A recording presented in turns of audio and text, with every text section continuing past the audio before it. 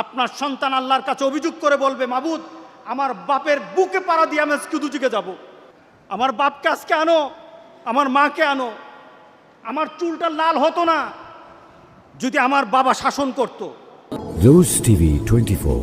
Enjoy by listening to the Holy Quran.